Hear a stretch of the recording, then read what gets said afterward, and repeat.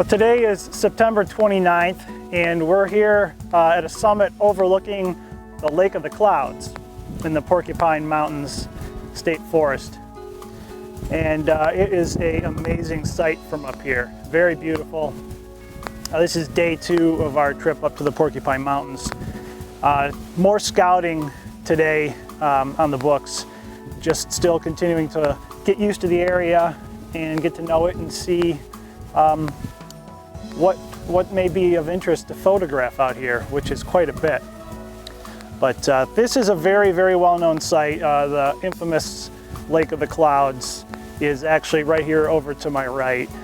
And it's a beautiful lake. It gets its name because early in the morning, with the surrounding hills in here, you get a lot of moisture and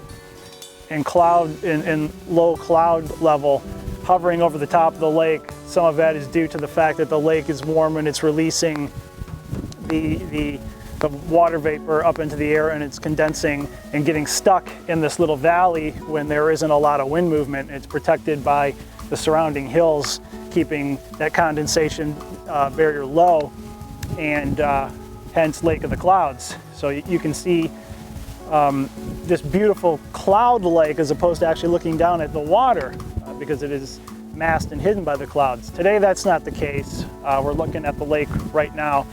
The sun is coming up out of the east right here over my right.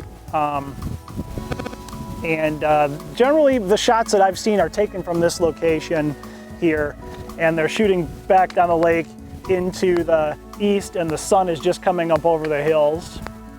It's a great vista shot. You get to see the whole lake from up here. It's really beautiful. But we're not here to recreate that. We just wanted to come up here and scout it out and see what it looked like. There's several trails that lead down to the lake shore and along the river that leads in and out of the lake into Lake Superior, which is also just over the hill, right behind the camera actually. But we're gonna head on down. I'm looking at a bridge right now, a suspension bridge that goes over part of the river that's leaving the lake. And that takes us over to a place called Mira Lake. And that sounded that it could be kind of interesting. One of the things I was hoping to do was capture some beautiful fall color reflections in the water, either that in a small stream or river, or actually in a pond of some sort. So we might check that out, see what it's like. There's, as you can see or maybe not see, we're maybe 20% color out here. Not what we were hoping. Further into the interior on the other side of the hills, probably about 6-7 miles south of here, we're getting a lot of high color, but it just hasn't quite reached this area yet, unfortunately. And they're again predicting that it may be October 7th before we start to see that high color peak in this area in the Porcupine Mountains. At any rate, it's still gorgeous. It's an incredible view. Michigan is not known for being mountainous, and we're obviously in the Upper Peninsula and just bordering Wisconsin, but it is quite hilly up here and a spectacular view. A lot of backcountry camping and hiking opportunities in the park here as well. You just have to obtain a permit to do so, and they supply a permit for up to 4 campers in a group. And that's the extent of it for backcountry camping and hiking. But that's something that will probably be on the agenda in the future. For now, we're just going to continue to scout, look for good photo opportunities, and just enjoy being out in nature.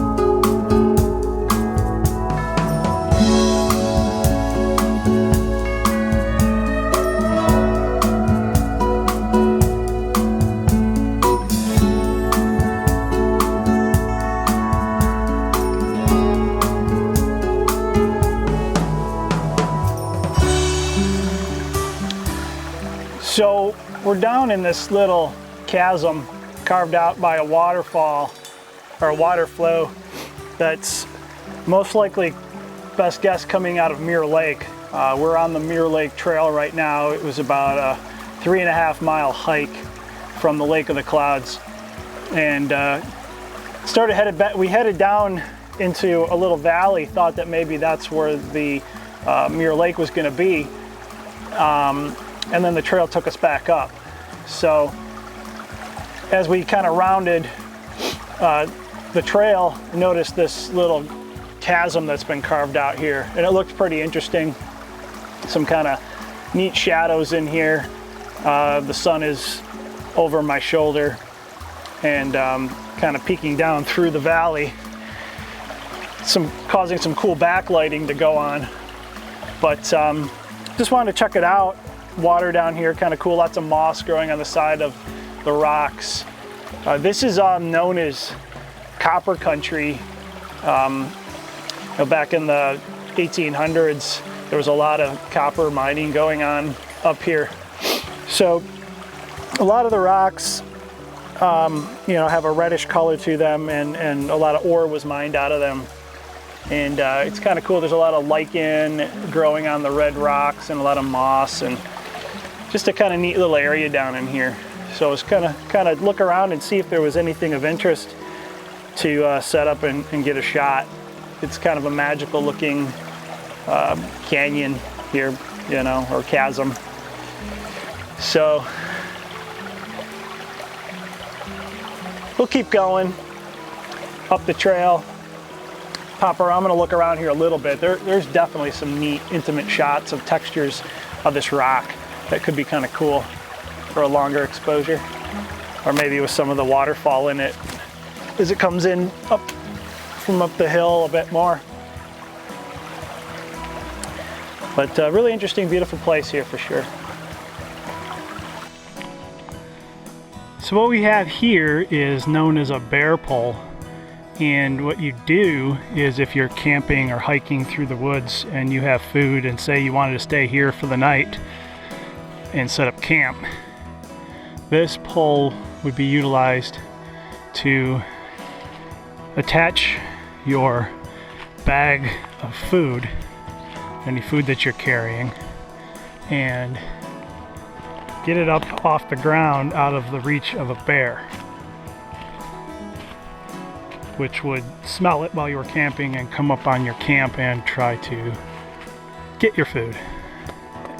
And of course, you want to camp a little ways from this pole as to draw the bear away from your campsite and not to have them knocking on your tent door or unzipping your tent and crawling into your sleeping bag with you. But handy little contraption. We've not seen any bear yet, and hopefully we won't. But they're more afraid of us than we are them, right?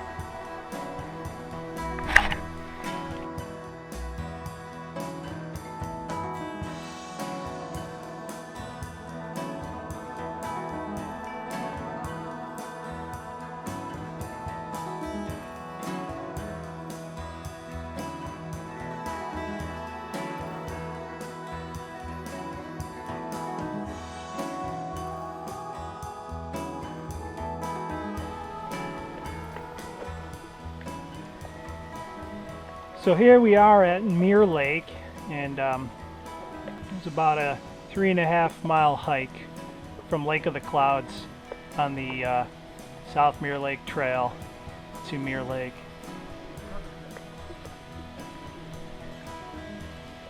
It's really spectacular. Up behind me here on the bank, there's a little cabin. You can rent these cabins from the Park Service, and you still have to hike out here, but you rent the cabin and you have access to the lake, and also they supply you with some rowboats and oars, which are right behind me, which is nice. And just off in the distance there, you can maybe see a canoe with 2 folks in it paddling this way. They may be staying here at the cabin as we speak, but some color out there, not peak by any means. We hiked out hoping to find some nice reflections in the water of color, hoping that maybe since we went a couple miles south of Lake Superior that we'd be getting more, and we did get a little bit more color, but not nearly enough. And I don't know that it's worth hiking all the way out here with the 4x5. Didn't really see too much out this way on the hike, other than that gorge or that crevasse that we passed. But it's beautiful, and it was a wonderful hike out here. Glad we made it. And of course, in the future, if we catch peak color in the Porkies, then this could be a great place to shoot. You probably notice a difference in the quality here of this little log. I pulled a bonehead maneuver, and I thought I packed my extra fully charged battery for the Panasonic GH3, and I did not. And so, as a result of that, the battery died back in the crevasse as we were shooting some B-roll, and I'm left with one bar left here on the GoPro Hero 3. But that's okay, we're still logging it, and hopefully you can hear me.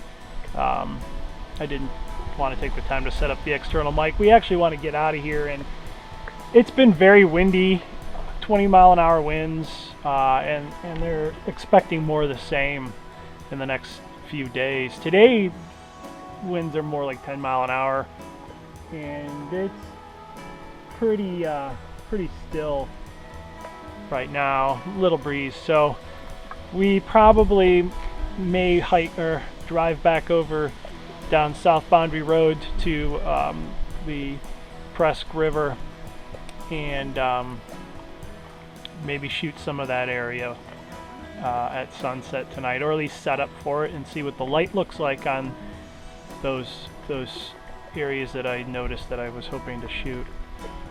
Yeah, if the light isn't that great, then maybe we'll go back in the morning and try that area. But at any rate, it's a beautiful, beautiful area, and really glad that this was set aside for protection.